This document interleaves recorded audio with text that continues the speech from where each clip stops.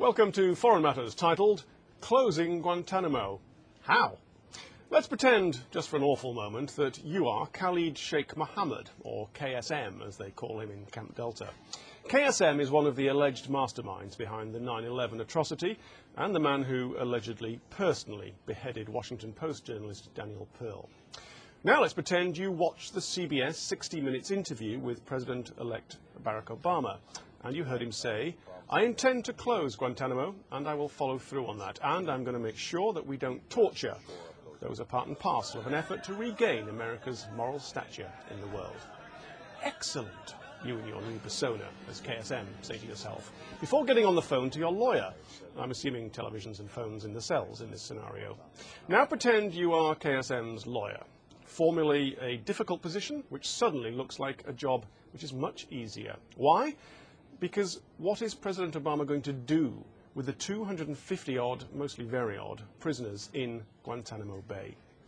Some he can bring to the USA and put on trial. This could be in a military court, doubtful, a federal court, possible, or a new hybrid system, a sort of military-civilian court. Now that's doable, but some of the gloss on the still very shiny President-elect would wear off. And whatever the system, how to convict? You're KSM's lawyer on day one of the trial of the century, or perhaps the trial of one day, as it could turn out to be.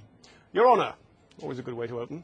Your Honour, is this a good time to point out that my client was arrested in 2003 in a foreign country, Pakistan, and then smuggled out of that country, arriving at Guantanamo Bay in 2006?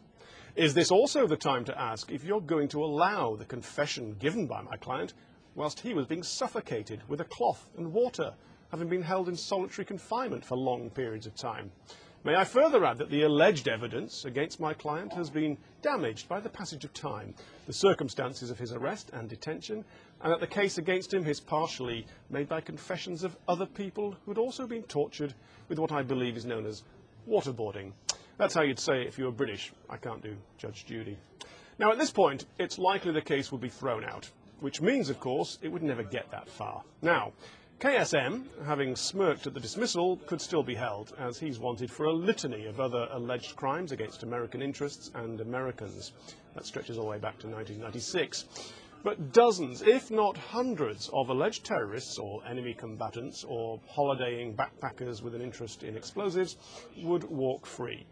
Obama could try and send some back to their home countries, but many states would say thanks, but no thanks. So apart from the few against whom a solid case might be made, that leaves freeing them. So finally, let's pretend you're an American who votes Republican, or a waverer, or even an Obama supporter who votes Democratic, and at this point you say, hang on, sure, the law's the law, but are we really going to let those guys out without even a trial when we know they did something? And let's face it, many people do think in those terms. And at that point, or possibly before, as in today, almost every waking moment, when you're not dealing with reforming your words on the quick Iraqi pullout and on the economy that you've inherited, you're thinking, how do I do this? That's Foreign Matters. See you next time.